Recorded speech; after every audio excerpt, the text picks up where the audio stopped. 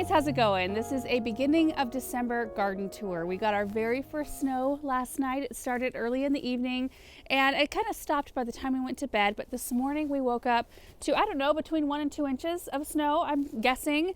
Not enough to cover the grass, but enough to make it look absolutely magical out here. I have not seen the pond yet, so we are going to, that's like the main reason I want to come out here. I want to see what the pond looks like with the dusting of snow. So that's the way we're going to kind of travel in the beginning here. But this area, when we look out our kitchen window, seeing all of the structure of the trees with that little pile up of snow is just, I love it. And we do have a warm up coming where we're going to have temps in the high 40s. So all of this is going to go away and a lot of rain on the forecast. So we're just soaking it in. The kids are loving it. Oh, look at what the boxwoods, how they look.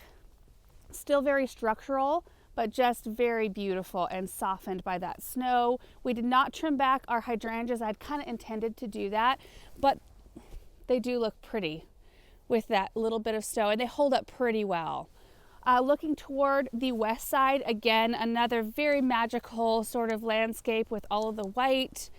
We haven't done a ton of perennial cleanup. Like you'll see sedum, which is one of the perennials that I always leave up.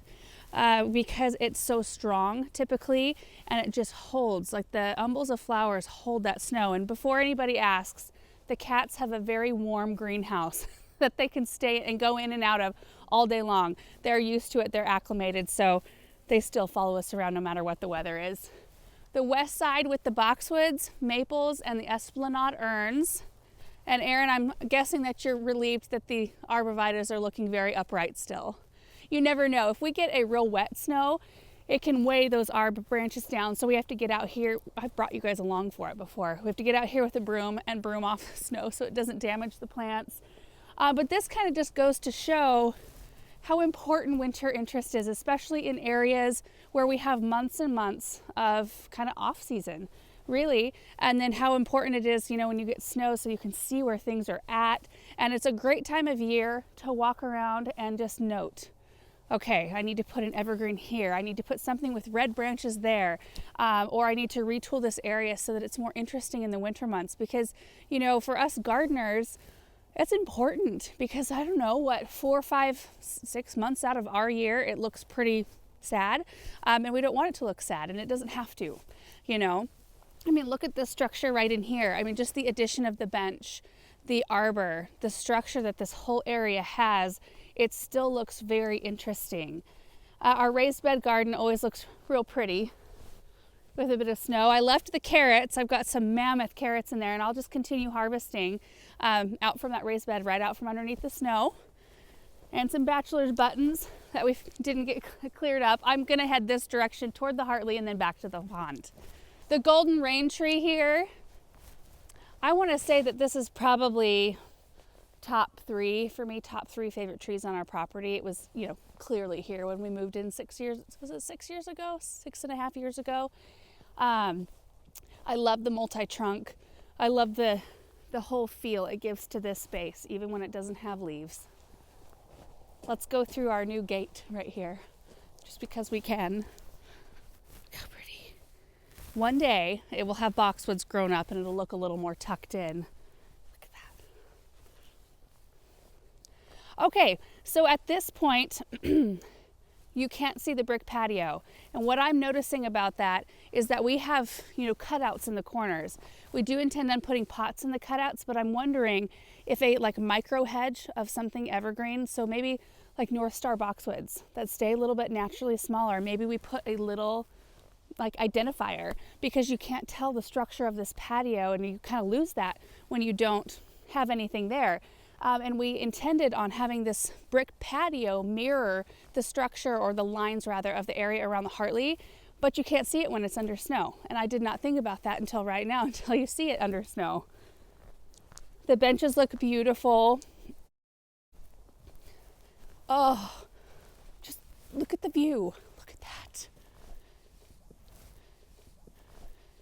You can see the kale underneath the snow here.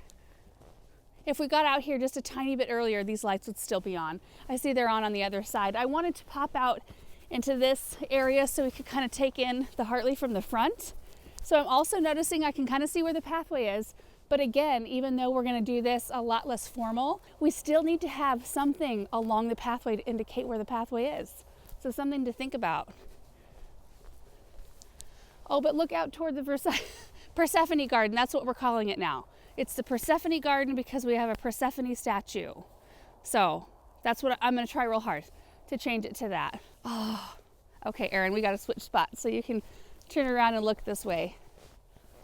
Look at this, you guys. And just imagine those boxwood hedges being about 2.5 feet tall and wide. So very much so more weight for the Hartley. And then, you know, as we plant this up and we have more evergreens in this area, it's just going to become more and more of a beautiful spot in the winter, but just on its very own, even if it had absolutely nothing around it, that structure would be the best ever. I love it so much. You can see that Bethany came through just yesterday and cut back the artichokes that were in the cold frame, so they're still in there. And then she got the lids closed just to kind of protect them a little bit. We can walk through here. Oh, we do have some filming equipment still in here, but it's warm and toasty. Oh, and a total mess with the sandbox in here. I need to build a larger one. I might bring my coffee out here after we're done here with the tour. We just got like right up out of bed and came straight out here. I'll let you go first. Oh, turn to your left, Erin, and look at the bench with the evergreen grouping. Oh, that's exactly how I wanted it to look. You know, we added in, there's a Alberta spruce, there's the Norway in the pot, and then I can't remember, Sarcoco or something like that, and then there's a Saguaro cypress, kind of the same thing. You can see the lights are still on. Maybe you can't see them, but lights are still on in the Norway.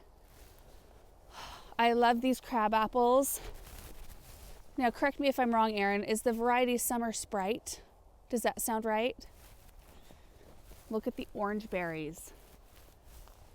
I really wanted the orange berries back here. And they're persistent. This is what a persistent crab apple does. So in the fall, instead of all of the crab apples falling on the ground and making a mess, they stay on the plant, and new growth is what pushes them out. But now that we have snow and it's covering more of our forage for wildlife, they'll start eating these and they'll be completely cleaned up, and we'll probably find no crab apples on the ground at all. So that's the beauty of that. We've also got another crab over here, same thing. Persistent crab apples. And if you get close on this, you can see the tremendous amount of winter interest that adds to a landscape. And when it's, you know, sunnier out, they do have more of a red look to them. They've kind of mellowed in color just a tad. Okay, let's head this way. Oh, I can't even believe it. Isn't it awesome, Erin? I can't even believe the structure out here, the stones, how they are really the marker of the pathway here. We wouldn't have any idea where it was if we didn't have kind of that structure. Like, I haven't been out here. There's no footprints. This is a first. Oh my goodness. Look at this. I see one of the koi down there. They've been hanging out in the fish cave, which is a little kind of safe pocket down at the bottom of the pond. It's so dim out here, it's kind of hard to see, but it is, like, at least down to the fish cave, it is absolutely beautiful. You know, the whole area around this pond, when we were picking out plants and getting them placed, I really wanted it to look like the hills do, where we go to forage, where we like to go, you know, take the kids for day trips. And I really feel like we're getting there. We really are.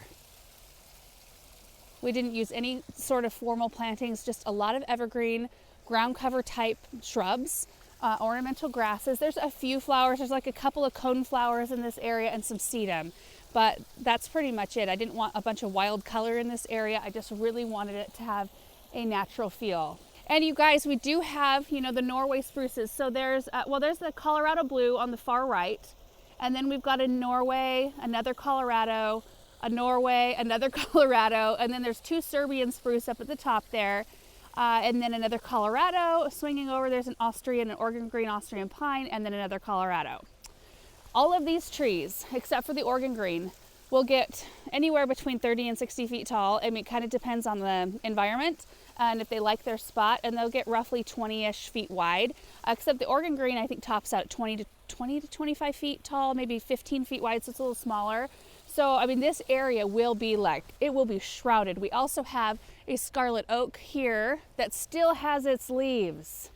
It was supposed to be one that didn't. This one doesn't have them. If we swing around, same tree, it doesn't have any of its leaves. That's exactly what I was expecting.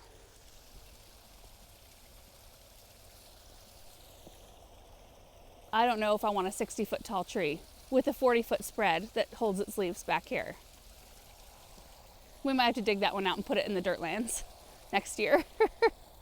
Okay, so right here you can see we have a pathway that swings around, but this one doesn't have as many stones. That is something, because we did not have the pathway in when we were placing stones in the beginning, we need to do that. That needs to be a priority for next year before we start planting more. I think Clint can bring his truck right in here, and he's got one of those big arms that can drop stones where you want them, and I don't think he'll have any problem reaching in and placing a few boulders along this walkway, which will help mark where it's at. Thankfully, the snow isn't deep enough to where, I mean, you can still kind of see where the rocks are here. Oh, it's gorgeous. Okay, I think we'll walk through here through the Versailles Garden. Persephone Garden. Dang it. It's going to take me a while, you guys. I think that hose link needs to get put away. Yeah, I'll just text Paul a picture of that. Look at the Hebe statue under here. She looks gorgeous. There's also a few perennials of note in here for winter interest.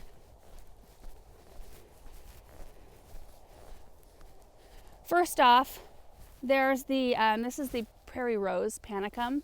So ornamental grass, which you can see it's a little bit less strong than some of our other grasses, but right under here it typically doesn't get as much snow, but we could clean that one up. It's going to probably be a flopped over mess by the time spring comes around. It looks pretty today. We've got some lemon jade sedum, and then these are the Morden blush roses.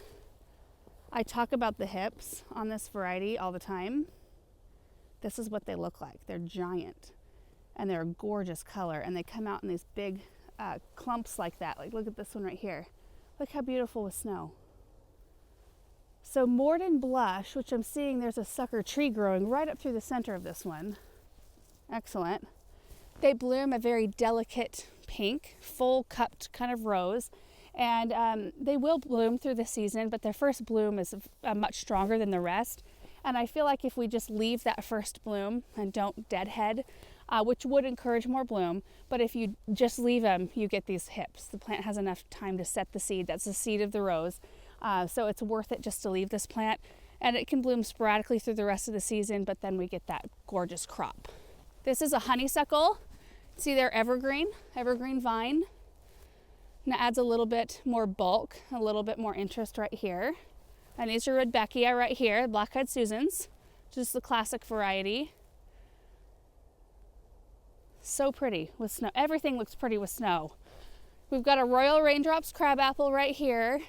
That's coming out. Well, I don't know. Look at how pretty it is. It's totally coming out. How can you want to take that out? Because it stayed this size for the last like 5 years. Well, look at it with the snow. It's a picture.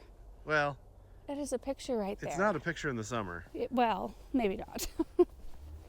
Oh, the containers we just got done. They look so pretty.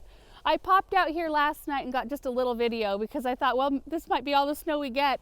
There was hardly anything, but they look gorgeous this morning. Oh, look at that. And you know, all I used was 3 different types of greens. I didn't put any fancy berries or magnolia leaves this year or stems. And really, especially in areas where you get a lot of snow, it's almost not worth it. I mean, it looks pretty in the beginning, but a lot of times they spend so much time, under snow, you don't really see all those fancy things. You just see the structure of the planter, and there's something very fresh about it. I really like them. And there's, you know, the whole garland that's got snow, and our artificial Christmas tree up there does as well. That's the first thing I looked at this morning when I got up. I opened the blinds and looked out at that tree. It was so pretty. This is the one furniture we did not, I don't think we have a cover. I need to order something. That's a teak set, so thankfully it's a wood that can handle adversity. I'm not sure that we've ever covered it. And we've had it outside for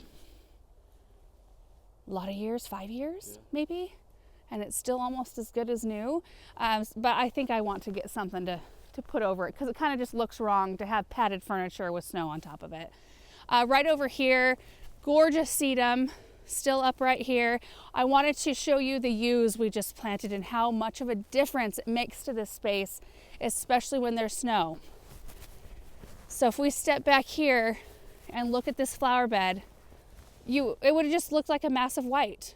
You wouldn't have really seen where the pathway is again, or you know, any kind of interest. But this was where we started. We planted this one all the way to the edge there. So it just added so much to the winter landscape, especially once they get a little bit bigger too. They're really gonna ground this space. You gotta come over here. Oh. If you turn around and look this way, look at the balcony, the ram's head urn, the boxwood hedging, the Hartley back there. It's so pretty. I don't know what it looks like in the camera, but in real life, you stand here and I just think, I can't even believe it. We've lived here for 6.5 years, and I still, I just can't believe it. It's 7 years now, but snow just really highlights everything, doesn't it? Because it's bare bones. You know, your landscape is bare bones at that point. And yeah, it's just I don't know, it's almost encouraging to see it in some snow. Okay, where do you want to go next, Erin? Should we go down toward the flower shed? Down the lane? Is that the direction you're pointing? I can go this way. Imagine when these trees are great big, Erin. They've already put on a lot of size. And I think I mentioned, we've shown this lane with the snow, or rather when it's dark with the lights on. And I think Paul used 4 strands of lights in each one of these trees this year. But they do look beautiful. Oh, we should head to the tree line out in the dirt lands. Okay, just gonna focus on walking here. So we started, planting trees out here this season, and there are 3, 4, 5, 6, 7, 8, 9, 10, 11, 12, 13, 14 evergreens so far. So you have to imagine, eventually this is going to be a complete wall of evergreens and deciduous, kind of a mix of both. But there's some beauties out here. I love the Leyland cypress. Let's get closer. Look at the structure of the Leyland. We have 2 of them out here. This is the one I wanted to see mostly because they're just so pretty. I think they're one of the shorter lived evergreens, I think I've read 25, 30 years or something. And we've got one in our landscape that's probably that old or more. And my parents have had Leylands for a lot of years. So I don't know, I think it might depend on where they're at. Well, we would be in our 60s or 70s. Well, did you have to put it in those terms? Was that necessary? Either way, we've got several other evergreens down that way. I don't know how well you can see from here. I don't know if it's worth walking all the way over there, but there's Vanderwolf pine, junipers, Atlas cedar, Austrian pine, another Leyland. It's really going to fill in quickly, I think. We've got a prairie fire crab right here, which is a kind of on the small to medium size of tree, and it's got persistent crabs right there. Not as many because it's a brand new tree, but that'll be really beautiful, and some pretty spring blooms. All right, we're gonna head toward the south garden and the flower shed, and we'll stop when we find some pretty things. Well, I don't really feel like we had to walk far. I just want to take a look at how all of these evergreens are kind of staggered in this area. Of course, the great big Norway spruce, that's a beauty. That one was one of the big malad trees we had installed last year, and it really changed the landscape out here for sure. I don't know how many years we bought there, but a lot, a lot of years. But we've got Serbian spruce and Vanderwolf pine. There's a Norway over there. If you look straight through, there's a blue sky Serbian spruce. But there's a bunch of other beautiful things. We actually left the purple fountain grass, which is an annual, but we left it up in here because of the extra bulk it would add in the winter time. But there's a ton of things. I think if we walk through the loop, there'll be a lot of things to look at. Before though, we head that way, I planted this chokeberry, and I was real interested to see what it looked like in the snow, and they're so pretty. We've got a Bonnie blue spruce right here, and I took a picture like showing the red berries with the blue in the background, and oh, so pretty. Maybe we can pop that on the screen.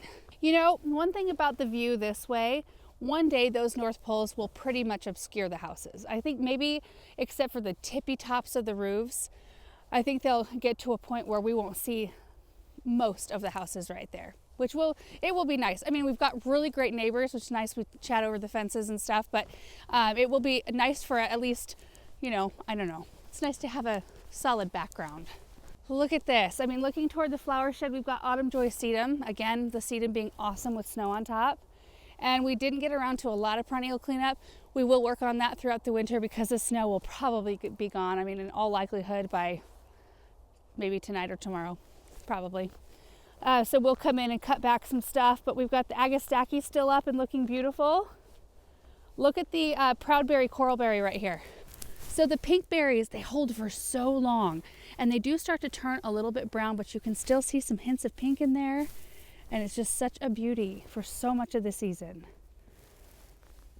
I really love that one. And just looking through here, I mean, all the different things that we've got going on, I do want to put a structure of some kind in the middle of this loop area, so you can imagine what that will add to this space, especially in the wintertime, to have something bulky right there. I don't know exactly what it is. I'm kind of going back and forth on what I want out here because we've got the shed, so we don't need it to be a shed. Maybe some type of like a little gazebo or something like that to put in there. I think that will add a lot. And then we'll have, you know, a stone path leading to it. So that's why this space is largely empty right in here. But look at the Spring Grove arborvitaes. I'll stand next to them for scale, because when we planted them, they were tiny. They were tiny and there was hardly anything else out here. So these are kind of like our pride and joy out here. And they've got a gorgeous structure. Douglas, he just is like rubbing on all the plants, getting snow all over himself. Look at him. He's got such a thick, huge coat. Okay. Totem pole panicums. You can see how they hold. Of course, it wasn't a super big, heavy snow, but they are a very strong grass, and they do add a lot of interest. A lot. This area is pretty thick. You know, there's Coreopsis and daylilies, and there's some Buddleia right in here. We have added some smaller evergreens, like this one's a tiny Tim right there, spruce. There's a tater tot arborvitae right toward the front, and I want to do more of that, more small evergreens toward the front of beds. The Limelight Prime hedge, didn't trim the blooms back on that, and look how pretty they are with the snow, especially once they're more uniform, because you know, you can see it now more than earlier, but we came in, I planted this one, like in between. I was trying to make the hedge thicker, and this one, so I think we're gonna do at least one more here, if not two more, and end the hedge. That might look nice to do two more. So I'm gonna have to move a grass, but anyway, that'll be really pretty. I think that's the first statue I ever owned. You got that for me for Christmas or birthday, I can't remember. This little girl statue. But she's held through the years, and she looks beautiful out here. Love it. Okay, if you want a good grass for winter, the Blonde Ambition Blue Grama Grass right here. Nice short one, doesn't get too big. There are 3 of them in this spot, just to give you an idea. I mean, it does look like a large clump, but there are multiples there. Look at the sumacs. Don't they look so much better? Since we went in there, and boy, we hacked away at those plants. And I do think it's gonna be better. I left 3 in here. You can see the 3 smaller ones. So they originate from the mother plants over there. We'll see how it fills in, but those might come out too. We're gonna be a little bit more diligent about cleanup over there. This space is always really gorgeous because it's full. We got a lot of stuff going on in there. There's a Wichita Blue Juniper. There's some Calamagrostis called Avalanche. That's the ornamental grass there. Another Proudberry Coralberry right here. Tater tot arborvitae. Totem pole panicum, the urn, of course. That adds a lot of interest. And then roses stay pretty nice. You can see they still have their leaves, still pretty green. And they'll look really good. And on those warmer days, it'll look like it's spring and they're trying to grow still. Okay, the flame willows. Can you see the color on those, like in real life? So pretty. They were looking a little sickly this year. We couldn't figure out what was going on with them. It didn't look like they had mites. I didn't see thrips on them, but the leaves they looked mite ridden a little bit. And they dropped on a lot of these, I think more that one maybe than any of the others. But the winter color, oh my gosh. Absolutely beautiful. We should plant some more of these out in the dirt lands. Yes, I agree. Because these will get 15 to 20 feet tall and wide. They do maintain color better on new wood. So in the landscape, I knew that I'd be coming in every couple of years and I'm just gonna hack the whole thing back and let it grow fresh. So I know that they're never gonna get as big as they could in this situation, but out there, they could just do what they want. That would be really pretty. And I'm not so sure that's not what we have on the back end, like toward the ditch. It looks like it's some type of willow out there. Weeping white spruce right here. Okay, it's funny how not white the flower shed looks when we get white snow. It looks so bright and fresh white all the rest of the year. It's so charming at night, you guys. There's icicle lights on it, and then the boxwoods in the containers here have some lights. Looks like we still need to get some corn stalks put away. And we're missing a bistro table because I had to bring that in for Thanksgiving. So the kids, the littlest kids, sat at the little bistro table next to the big table. And having the benches out here, because last year we did not have those, so you couldn't really see, what was going on in the center. So that kind of helps ground the space, especially once we get more snow. Because right now you can kind of see the grass pathways, but once those are completely covered, you would see nothing right in this space. So it's nice to have that. And maybe that'll help us decide what we plant around them. Because we were thinking of doing, a couple cone boxwoods. Maybe like a small growing tree behind each one of the benches. I'm just not positive. So this will give us a chance to really look and think about it. The rose garden's looking very full and thick. Do you love how thick it is, Aaron? No.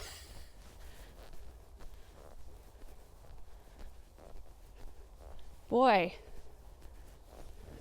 roses do real well in our area. Remember how big these were when we planted them? They were sticks. They really liked this spot. Really liked it. We've got some fall plants in these containers still.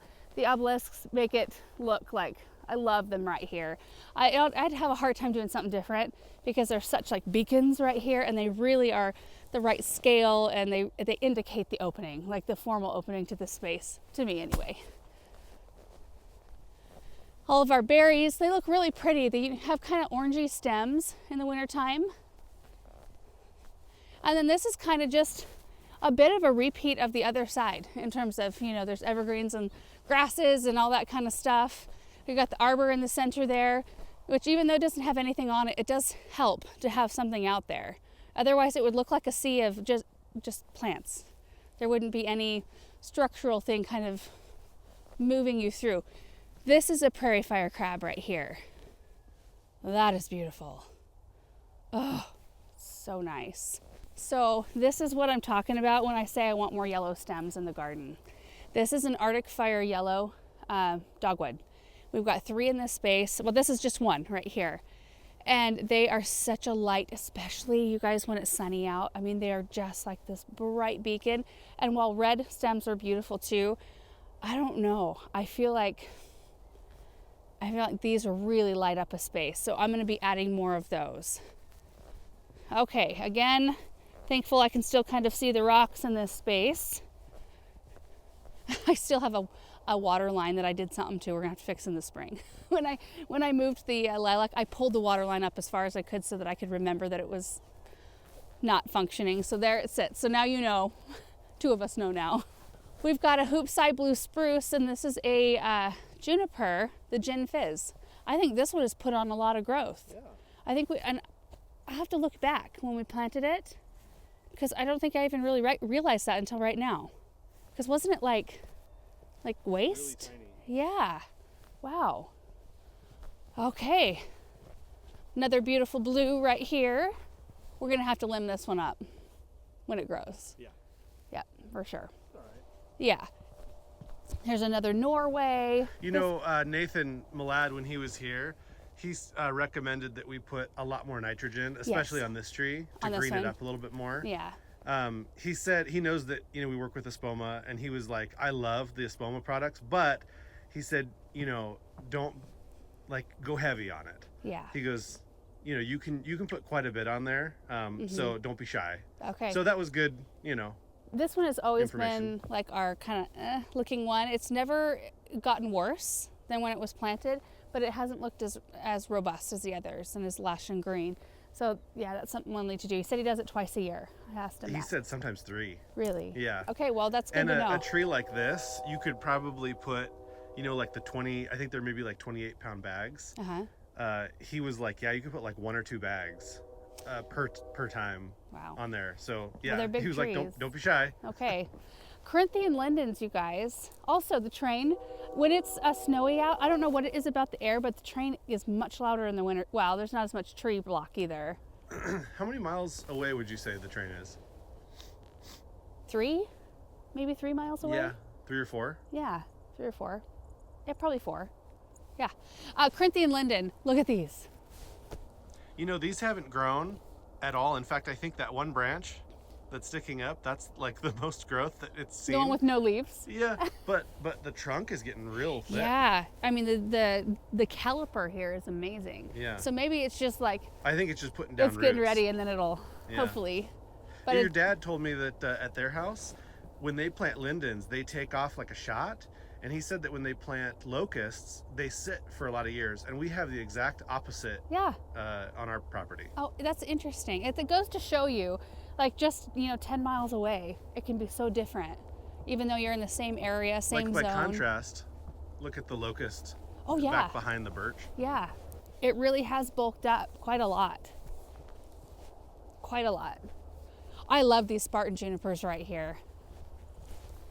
Just imagine them, thicker and more shorn, because they have a little bit of a wild appearance right now, but I kind of want to have them be a little bit more tight, kind of like the ones that my parents used to have at the end of their swimming pool. If any of you guys remember seeing that tour, that's kind of what I want them to look like, just kind of these formal structure things over here. Okay, so I want to share an idea that Aaron had for over here, because there are more houses, and this is, clearly is where people park. We've got 3 red point maples. But he was thinking, that would eliminate our ability to put hay racks here. Yeah.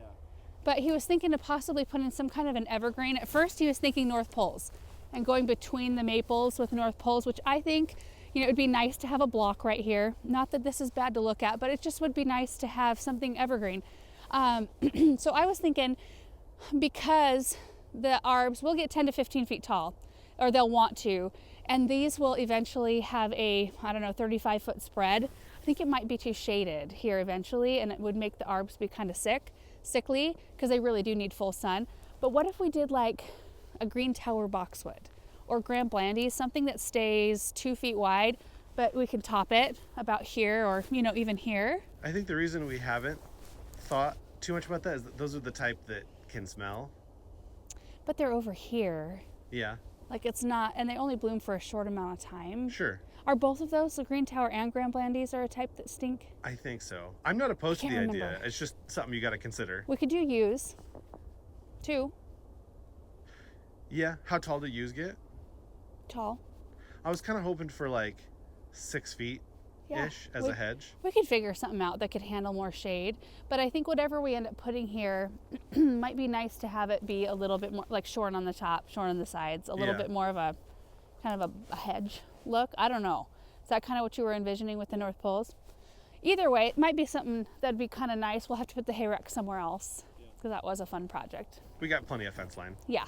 Okay, let's head right back up to the west side, kind of the front of the house, and then I think we've made the rounds, pretty much. Okay, so this is another area that, when snow comes, you're like, dang it, I wish I would have planted some things in here. Don't make that face. Aaron's making a face at me. I think this area we're going to be taking out a bunch more grass and reforming flower beds. So I am thankful we didn't plant anything, because until you get your infrastructure set and get that right, that can change a lot as to where you put big things. Oh, we got some kitties wanting to fight.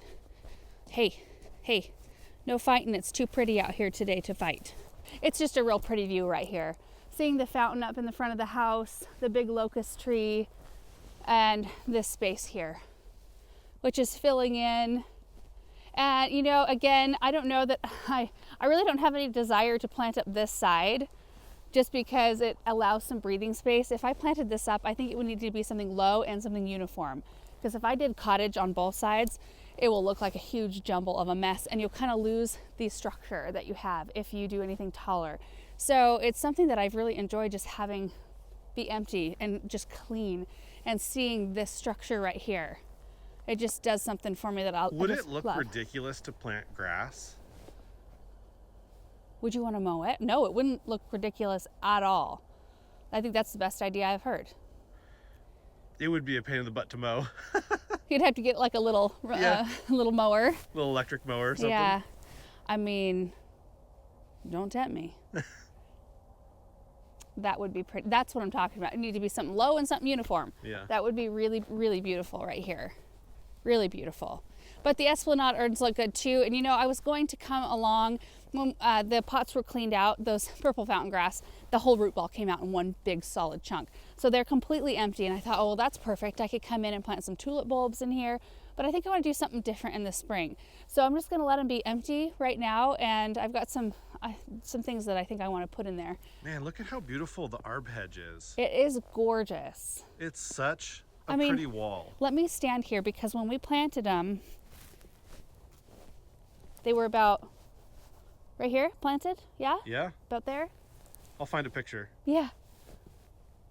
That's nuts. That is absolute nuts. One thing we've learned about them is that they do need supplemental water.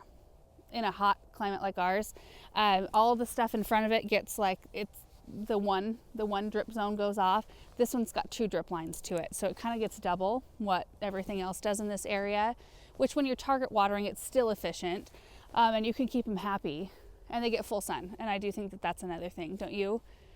They pretty much get full sun, especially in the afternoon, because this is the east side of the plant. So they do get some morning sun. The maples are going to start to shade them from this side, but I don't know, they're just a real pretty plant. Oh, I'm really happy with how this area has filled in. And you guys, I think that does it for our snow tour this morning. We just saw it and I thought, we got to get out here. We got to go look at the pond together and see what that looks like. And everything has evolved, you know, from last year to this year. I'm going to go back and watch last year's, just kind of scrub through that video quick and see what kind of changes we've seen today versus what it looked like last year, because we've planted a lot. So anyway, thank you guys so much for watching. I hope you enjoyed it, and we will see you in the next one. Bye.